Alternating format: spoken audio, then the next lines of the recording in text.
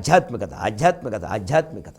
ఈ దేశాన్ని కాదు ప్రపంచాన్ని మొత్తం కాపాడగలిగింది భారతదేశ ఆధ్యాత్మికత. ప్రపంచానికి మొత్తం మూలమైంది ఒకే ఒక ధర్మం, హిందూ ధర్మం. అది ప్రపంచాన్ని మొత్తం కాపాడుతుంది. అర్థం చేసుకోండి. హిందువుగా ఉండడం అదృష్టం. హిందువుకి ఆందోళన ఉండదు. హిందువు ఆందోళన పెట్టడు, హిందువు ఆందోళన చెందడు. హిందువు కాకపోతే హిరణ్యకశిపుడు ఆందోళనలో పడ్డాడు. ఎందుకంటే ఇంతకుముందు హిందువే, ఇప్పుడు బంధు అయ్యాడు, బందీ అయ్యాడు. హిందువు బందీ కాడు. బందీ అయిపోతే ఏమంటాడు? రేలను ఘస్రమును, ఘస్రం అంటే పగలు. అఖఖ అని ఒక నామం ఉంటుంది విష్ణు సహస్రం. అహ సంవత్సరో వ్యాళ ప్రచయ సర్వదర్శన, అదే ఘస్రం. అది కూడా విష్ణు స్వరూపం అయితే భయపడాల్సిన పనులు. ఏవో పగలు చంపుతారేమో, రాత్రి చంపుతారేమో. ఇప్పుడు మళ్ళీ ఇంకో మాట, తమఃప్రబల, చీకటి వల్ల కానీ వెలుతురు వల్ల కానీ వీడిల్లు బంగారం కానీ. చీకటి ఎప్పుడు ఉంటుందండి? రాత్రే కదండి. వెలుగు ఎప్పుడు ఉంటుందండి? పగలే కదండి. మరి పగటి వల్ల రాత్రి వల్ల చావు రావద్దు అన్నవాడు వెలుగు వల్ల చీకటి వల్ల అని మళ్ళీ కోరడం ఏమిటండి? అంటే అయోమయంలో పడిపోయాడు, భేదంలో పడిపోగానే ఏమనిపిస్తుందంటే, ఏమో ఒకవేళ రాత్రిపూట చీకటి ఉంది కానీ లైట్లు పెట్టి చంపేస్తాడేమో, పగలు దీపాలన్నీ సూర్యుడు వెలుగుతున్నాడు కానీ చీకట్లో పెట్టి చంపేస్తాడేమో. ఎందుకైనా మంచిది, అది కూడా అందం. పగలు రాత్రి అంటే సరిపోదు, వెలుగు చీకటి అని కూడా అందం. ఇంక ఈ అనడం మొదలుపెట్టాక అర్థం ఉండదు. కాబట్టి తర్వాత సమాసం చూడండి, భూరి అని వేసాడు దానికి. ఇంకా మిక్కిలి అంటే వీడు మిక్కిలి అయ్యాడు. మిక్కిలి అయిన కొద్దీ, పెక్కులైన కొద్దీ అజ్ఞానమే. గ్రాక మొసలి, రక్షో రాక్షసుడు, మృగ మృగము, ఆదిత్య సూర్యుడు, వ్యాళ పాము. భూరి గ్రాహ రక్షో మృగ వ్యాళ ఆదిత్య నరాది మానవులు, ఆది మొదలైన జంతు అనేక రకాల జీవులు, కలహ యుద్ధములు, వ్యాప్తిని వ్యాపించుట. ఎక్కడైనా సంబంధం ఉందండి? గ్రాహ రక్షో, మొసల తర్వాత రాక్షసుడు ఏమిటి? మొసలు వస్తే ఏనుగు రావాలి పక్కనే, మరో జలచరం రావాలి కనీసం. ఒక సమాసం అంటే ఒక పద్ధతి ఉంటుంది. వీటిని కలుపుతారు. ఇవి సంబంధం లేని వాటిని కలిపేది. రామలక్ష్మణ భరత శత్రుఘ్నుడు అదో సమాసం. ద్వంద్వమే కావక్కల, బహుళ సమాసాలు. పృథివ్యప్ తేజో వాయురాకాశములు, బహుపద ద్వంద్వ సమాసం. త్వక్చక్షు శ్రోత్ర జిహ్వా ఘ్రాణములు, బహుళ సమాసం. వాక్ పాణిపాద వాయు ఉపస్థములు, బహుళ సమాసం. ఎందుకు కలపాల్సి వచ్చింది?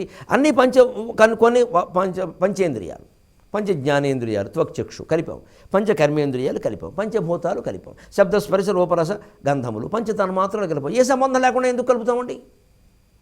బాబు ఏదో రైల్వే స్టేషన్లో విజయవాడ వెళ్ళే వాళ్ళందరూ ఇలా రండి అంటే వాళ్ళంతా వస్తారు. ఏం సంబంధం లేకుండా ప్రయాణికులు రండి అంటే ఎవరు వస్తారు, ఎవరు రావాలి, ఎంతమంది రావాలి? సమాసం ఏర్పడడానికి ఒక సంబంధం ఉందిగా. సంబంధం లేకపోతే సమాసం ఎందుకు? సంబంధం లేకపోతే సమోసా కూడా బయటవాడికి పెట్టంగా, సంబంధం ఉన్నవాడికి పెడతాం. సంబంధం లేని విషయాలు ఇవి. గ్రాహ మొసలి, రక్షో రాక్షసుడు. రాక్షసులు వస్తే పక్కన దేవతలు రావాలి. సురసాధ్య, సిద్ధసాధ్య, యక్ష గంధర్వ, కిన్నర, గరుడ గంధర్వ, విద్యాధర, అదో లెక్క ఉంది. సిద్ధులు పక్కన సాధ్యులు వస్తారు. గరుడ వస్తే గంధర్వ వస్తారు. నాగా వస్తే విద్యాధర వస్తారు. జాతులవి ఒక లెక్క. సుర వస్తే అసుర వస్తారు. కిన్నెరలు వస్తే కింపురుషులు వస్తారు.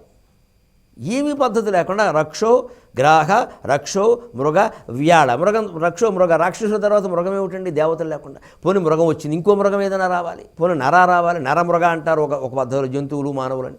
అలా లేదు. వ్యాళ పాము ఏమిటండి? పోనీ పాము వచ్చింది వెంటనే గరుత్మంతుడు రావాలి, లేదు.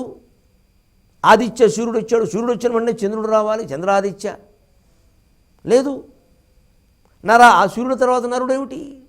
పోనీ నర వస్తే నారాయణ రావాలి, ఇంకోటి ఏదో మానవ స్త్రీ నర నారీ అని రావాలి. ఏ రకంగానూ సంబంధం లేని పదాలు కొన్ని కలగూర కంపాలు పట్టుకొచ్చి గడ్డిమేటు దగ్గర ఆవు తినడం కోసం ఒక పెద్ద బొట్ట ఉంటుంది, గడ్డి బొట్ట అని. ఆ బొట్టలో వేసినట్టుంది ఇది. అందులో గడ్డి వేస్తారు. ఇందులో అన్నీ వేసాడు ఈయన. కుడితిగోళం అనేవారు, అది సరిపోతుంది. అందులోనూ ఈ చుట్టూ తౌడు కలిపి నీళ్లతో పాటుగా మిగిలిన అన్నం అవేవో బారేసేవారు. అలా ఉంది పరిస్థితి. అంటే వీడి జీవితం ఓ కుడితిగోళం అయింది బ్రహ్మస్థితి నుంచి బయటికి రాగానే. అందుకని నిర్భయంగా ఉండాలంటే భగవత్ చింతనలో ఉండాలి, ఏకత్వ భావనలో ఉండాలి. అంచేది అనేకత్వ భావనలోకి వచ్చామంటే భయమే. అంచేది విశ్వం విశ్వముగా నువ్వు భావిస్తే భయమే, విశ్వాన్ని విష్ణువుగా భావిస్తే భయం లేదు. విశ్వం విష్ణు అర్థం లేదండి. ఆ భావనను మనం అలవాటు చేసుకోవాలి.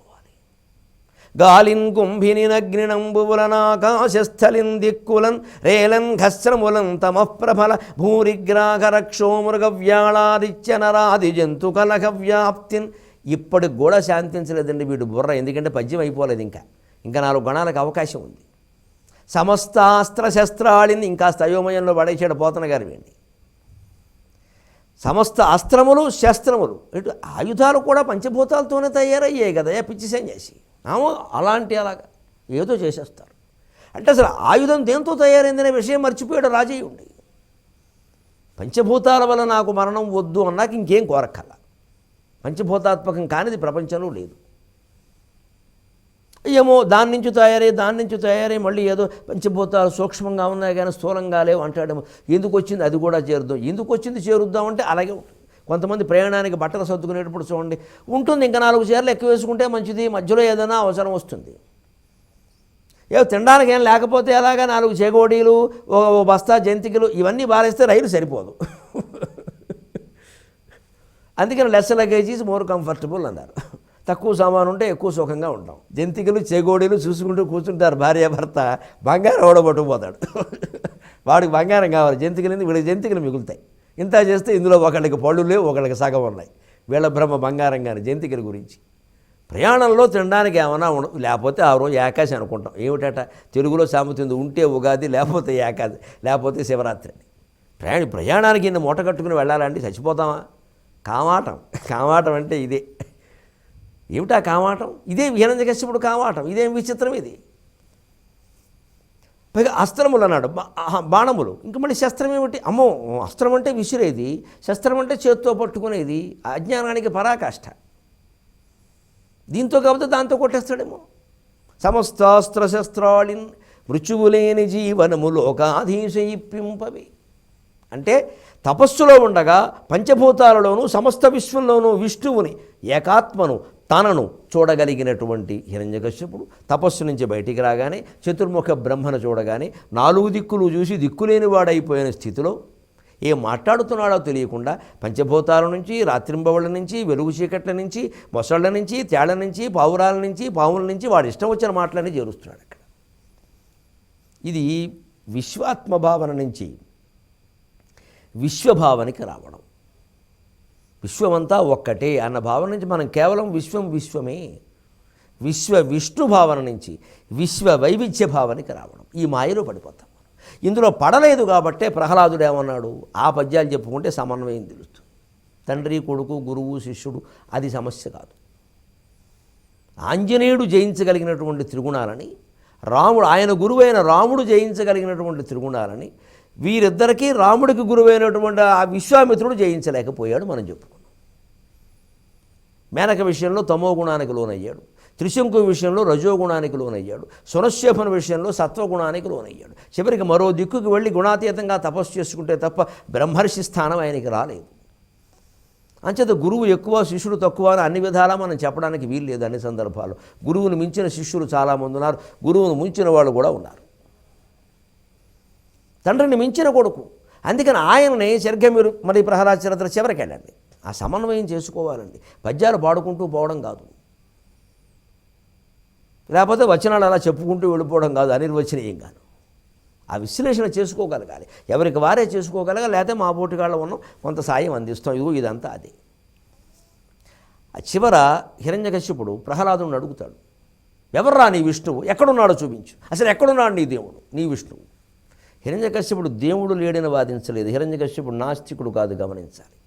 ఆయన బ్రహ్మ కోసం తపస్సు చేశాడు, శివుణ్ణి దేవుడిగా కొలిచాడు. ప్రత్యక్షంగా మనకి ప్రమాణం లేకపోయినా వీళ్ళందరూ శివభక్తులు, భక్తిని చెప్పొచ్చు, పర్వాలేదు. నాస్తికులు అయితే కాదు.